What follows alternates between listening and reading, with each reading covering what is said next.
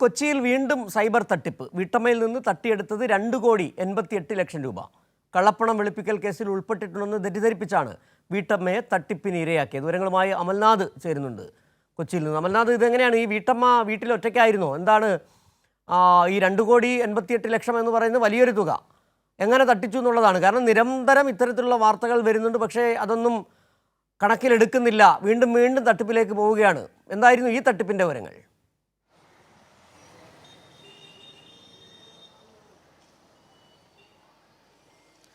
സിജോ, കഴിഞ്ഞ കുറേ നാളുകളായി കൊച്ചിയിൽ ഈ സൈബർ തട്ടിപ്പ് വർദ്ധിച്ചു വരുന്നതാണ് കാണാൻ സാധിക്കുന്നത്. കഴിഞ്ഞ ഒരാഴ്ചയിൽ മാത്രം ഏകദേശം 4ഓളം സൈബർ തട്ടിപ്പ് കേസുകളാണ് റിപ്പോർട്ട് ചെയ്തത്. കഴിഞ്ഞ ദിവസമാണ് ഇത്തരത്തിൽ 59 വയസ്സുകാരിയെ തട്ടിപ്പിന് ഇരയാക്കി 2,88,00,000 രൂപ തട്ടിയെടുത്തത്. ഈ ഒരു കേസുമായി ബന്ധപ്പെട്ട് വെർച്വൽ തട്ടിപ്പാണ് നടന്നിരിക്കുന്നത്. അതായത് ഈ ഒരു കള്ളപ്പണം വെളുപ്പിക്കൽ കേസിൽ ഉൾപ്പെട്ടിട്ടുണ്ട് എന്ന് പറഞ്ഞുകൊണ്ട് ഈ മറ്റ് സംസ്ഥാനത്തു നിന്നും ഒരു ഫോൺ കോൾ ഈ വയോധികയെ തേടി എത്തുകയായിരുന്നു. ആ ഫോൺ കോളിൽ പറയുന്നത്, ഇങ്ങനെ ഒരു കള്ളപ്പണം വെളുപ്പിക്കൽ കേസിൽ നിങ്ങൾ ഉൾപ്പെട്ടിട്ടുണ്ട്, ഇതിൽ നിന്നും ഒഴിവാക്കണമെങ്കിൽ ഈ പറയുന്ന എമൗണ്ട്, അതായത് 2,88,00,000 രൂപ തങ്ങളെ ഏൽപ്പിക്കണം. അപ്പോൾ തന്നെ CBIയുടെയും അപ്പോൾ സുപ്രീം കോടതിയുടെയും സിംബൽസ് വെച്ചിട്ടുള്ള ആ ചില പേപ്പറുകളും ഇവർക്ക് അയച്ചു നൽകിയിട്ടുണ്ട് എന്നാണ് നിലവിൽ മനസ്സിലാക്കുന്നത്.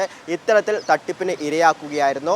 അതേസമയം തന്നെ കഴിഞ്ഞ 3 ദിവസം മുന്നേ സമാനമായ രീതിയിൽ മറ്റൊരു തട്ടിപ്പ് കൂടി നടത്തിയിട്ടുണ്ട്. ഫാർമസ്യൂട്ടിക്കൽ ഉടമയിൽ നിന്നും ഈ ഷെയർ മാർക്കറ്റിൻ്റെ പേര് പറഞ്ഞ് 25 കോടി രൂപ തട്ടിയെടുക്കുവാനുള്ള ശ്രമവും കൊച്ചിയിൽ നടന്നിട്ടുണ്ടായിരുന്നു. ഏകദേശം 20 അക്കൗണ്ടുകളിലേക്കാണ് ഇതിൻ്റെ ഭാഗമായി പണം ട്രാൻസ്ഫർ ചെയ്തിട്ടുള്ളത്. നിലവിലിപ്പോൾ ഈ 20 അക്കൗണ്ടുകളും കണ്ടെത്താൻ വേണ്ടി സാധിച്ചിട്ടുണ്ട്. അതിനാൽ തന്നെ പ്രതികളിലേക്ക് കൂടുതൽ പെട്ടെന്ന് എത്താൻ വേണ്ടി സാധിക്കുമെന്നാണ് പ്രതീക്ഷ. സമാനമായ രീതിയിൽ മറ്റൊരു കേസ് കൂടി ഈ കഴിഞ്ഞ കാലത്ത് കൊച്ചിയിൽ നടന്നിട്ടുണ്ട്. അതും ഈ ഷെയർ മാർക്കറ്റുമായി ബന്ധപ്പെട്ട് തന്നെയാണ്. ഈ ഷെയർ മാർക്കറ്റ് അത്തരം കാര്യങ്ങളൊക്കെ പഠിപ്പിക്കാമെന്ന് പറഞ്ഞുകൊണ്ട് ഏകദേശം ഒരു 10 ലക്ഷം രൂപയുടെ തട്ടിപ്പും നടന്നിട്ടുണ്ട്. അങ്ങനെ വെച്ച് നോക്കുകയാണെങ്കിൽ കഴിഞ്ഞ ഒരാഴ്ച കാലയളവിൽ മാത്രം ഏകദേശം 28 കോടിയുടെ തട്ടിപ്പാണ് ഈ കൊച്ചി കേന്ദ്രീകരിച്ചുകൊണ്ട് നടന്നിട്ടുള്ളത്. അതേസമയം നമ്മളിപ്പോൾ സൂചിപ്പിച്ച ഈ വയോധികയുമായി ബന്ധപ്പെട്ട ഈ തട്ടിപ്പിൻ്റെ ഭാഗമായി ആ ഫോൺ കോൾ വന്ന സാഹചര്യത്തിൽ അവർ സൂചിപ്പിച്ച മറ്റൊരു പ്രധാന കാര്യമുണ്ട്. ഈ തട്ടിപ്പ് നരേഷ് ഗോയലിൻ്റെ അദ്ദേഹത്തിൻ്റെ നേതൃത്വത്തിൽ, അല്ലെങ്കിൽ അദ്ദേഹത്തിൻ്റെ ഭാഗമായാണ് ഈ തട്ടിപ്പ് നടത്തിയത് എന്നും ഈ ഫോൺ കോളിൽ സൂചിപ്പിച്ചിട്ടുണ്ട്. അതായത് ജെറ്റ് എയർവേസ്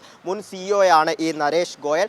അദ്ദേഹത്തിൻ്റെ ഭാഗമായാണ്, അല്ലെങ്കിൽ അദ്ദേഹം നടത്തുന്ന ഒരു തട്ടിപ്പിൻ്റെ ഭാഗമായാണ് നിങ്ങളെ ഇത്തരത്തിൽ കോൺടാക്ട് ചെയ്ത് എന്ന രീതിയിലുള്ള സംഭാഷണങ്ങളും പുറത്തു വന്നിട്ടുണ്ട്. എന്തായാലും വലിയ രീതിയിലുള്ള സൈബർ തട്ടിപ്പാണ് കഴിഞ്ഞ കുറച്ച്. അമൽനാഥ്, ഈ വീട്ടമ്മ എന്ന് പറയുന്നത് ഏതെങ്കിലും തരത്തിൽ വ്യവസായ സ്ഥാപനം നടത്തുകയോ അതോ റിട്ടയേർഡ് ജീവനക്കാരിയോ അങ്ങനെ വല്ലതാണോ? ഈ 2,88,00,000 രൂപ എന്ന് പറഞ്ഞാൽ അത്രയും കൈകാര്യം ചെയ്യണമെങ്കിൽ അത്ര ഈ പണവുമായി ബന്ധപ്പെട്ട് വ്യവസായിയോ അങ്ങനെ എന്തെങ്കിലും ആയിരിക്കണം. എന്താണ് അവരുടെ ഒരു ഐഡൻറ്റിറ്റി വെളിപ്പെടുത്താനാകില്ലെങ്കിലും ആ മേഖലയിലാണോ, വ്യവസായ മേഖലയിൽ ആണോ ഇവർ ജോലിയെടുക്കുന്നത്? എന്താണ്?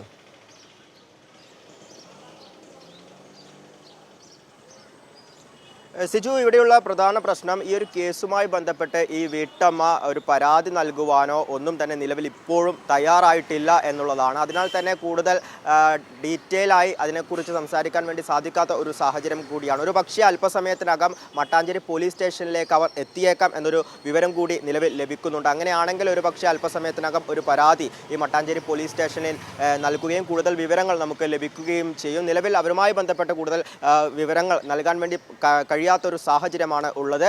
നിലവിൽ ഇപ്പോൾ 2,88,00,000 തട്ടിപ്പാണ്. നേരത്തെ അമൽനാഥ് പറഞ്ഞതുപോലെ തന്നെ 28 ഒരാഴ്ചക്കിടെ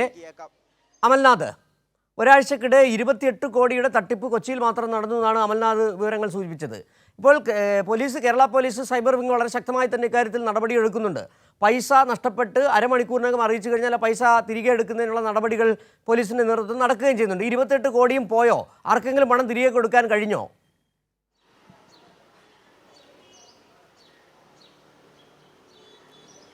സിജു, നിലവിൽ ഇപ്പോഴും ആ പണം കണ്ടെത്താൻ വേണ്ടി സാധിച്ചിട്ടില്ല എന്നുള്ളതാണ്. പ്രത്യേകിച്ച് ഈ സൈബർ കേസുമായി ബന്ധപ്പെട്ട് ഈ പോലീസും ഒപ്പം തന്നെ സൈബർ ടീമും പറയുന്ന ചില കാര്യങ്ങളുണ്ട്. നമ്മൾക്കിപ്പോൾ ഈ പ്രതികളിലേക്ക് എത്താൻ വേണ്ടി സാധിക്കുന്നുണ്ടെങ്കിൽ പോലും അവരിൽ നിന്നും ഈ പണം വീണ്ടും റീകളക്ട് ചെയ്യുക എന്നുള്ളത് വളരെ പ്രയാസമുള്ള ഒരു കാര്യമാണ് എന്നാണ് ഇപ്പോഴും ഈ സൈബർ ടീമും പോലീസും സൂചിപ്പിക്കുന്നത്. അതായത് ഏറ്റവും പ്രഥമ പരിഗണന ഇത്തരം തട്ടിപ്പുകളിൽ പെടാതിരിക്കുക എന്നുള്ളത് തന്നെയാണ്. അതുമായി ബന്ധപ്പെട്ട് ബോധവൽക്കരണ ക്ലാസുകൾ, മറ്റ് വിശദമായ കാര്യങ്ങളൊക്കെ തന്നെ നിർദ്ദേശങ്ങൾ നിർദ്ദേശങ്ങളടക്കം സൈബർ ടീമും ഒപ്പം തന്നെ പോലീസും ജനങ്ങൾക്ക് കഴിഞ്ഞ കാലങ്ങളിലൊക്കെ തന്നെ നൽകുന്നുണ്ട്. എങ്കിലും അതിൽ ഇത്തരത്തിലൊരു കേസുമായി അല്ലെങ്കിൽ തട്ടിപ്പുമായി ബന്ധപ്പെട്ട് അവർ പെട്ടുപോകുന്ന സാഹചര്യങ്ങൾ തന്നെയാണ് നിലവിൽ കഴിഞ്ഞ ദിവസങ്ങളിലൊക്കെ തന്നെ കാണുന്നത്.